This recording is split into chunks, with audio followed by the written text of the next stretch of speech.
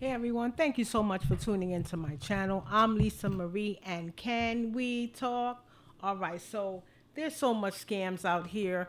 Here we go. Once again, another video just reminding us of things to look out for, especially now that the holidays are coming up. So thank you so much for tuning in. If you like the video, make sure you hit like, make sure you subscribe.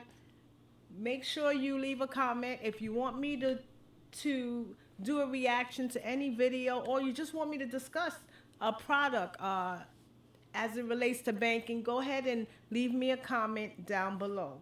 All right, let's go. Reporter Carlos Granda explains how it works and what you can do to avoid becoming a victim in this 7 on Your Side investigation. I look like a fool, I feel like a fool, but I don't care. I want to help everybody that I can possibly help. Anthony, who doesn't want to give his last name, says that's how he feels after he was scammed out of $25,000. It all started when he got a phone call that he believed was from his son. Dad, I had a horrible accident. I ran into a woman who was pregnant, carrying a child inside of her. She was rushed to the ICU. He says after a short conversation, he hangs up and gets another call from someone who says his name is Michael Roberts and he's a lawyer. He then tells Anthony he needs $9,200 for his son's bail. He said, you need to get $9,200 as fast as you can if you want your son out of jail. Otherwise, he's in for 45 days. Anthony says he did try to call his son back to verify all of this, but the call went to voicemail, so he assumed it's because he really was in jail. So Anthony rushes to the bank to get the money. He says to avoid suspicion or any holdups, he tells the bank it's for a solar panel installation, and they approve it. He then gets home and asks his daughter to call the person identified as Michael Roberts. All right, so so now there are even more elaborate schemes, as you see in this particular video. So now the person's saying, hey, sounds like his son. I just hit someone, gets another call, and it's an attorney. So these are the things we have to look out for. Whether it's, hey, son, if you call me, and you're in emergency, we need to give each other codes. You know, code red. If I don't say code red, it ain't me.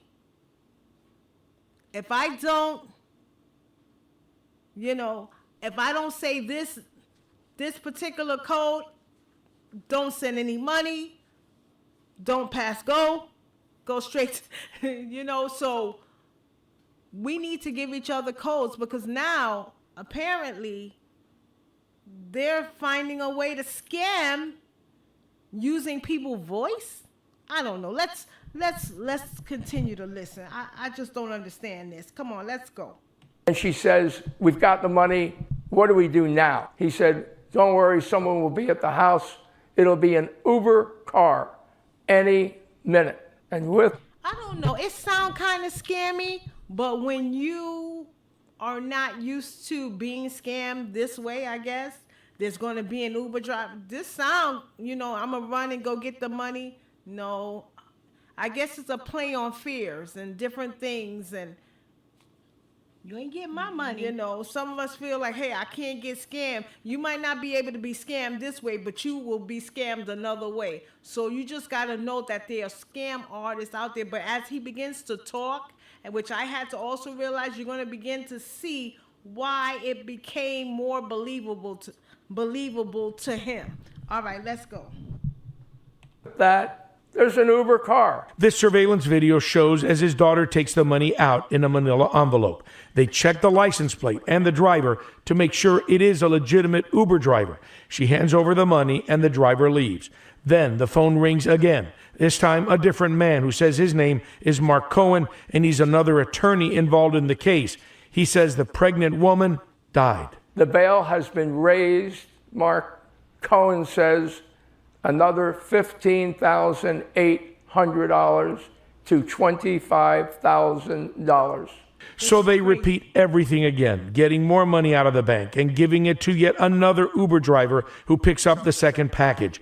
Anthony says as things calm down, they start searching the internet and doing research, and his daughter tells him the bad news. And says, Dad, I hope I'm wrong.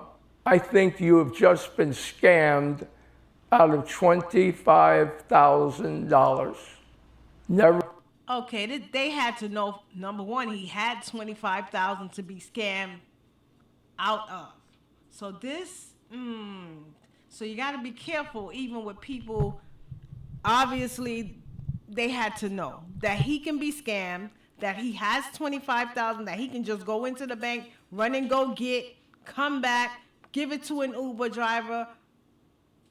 Yeah. Never even crossed my mind. Police say this type of scam is not new. Variations on it have been around for years.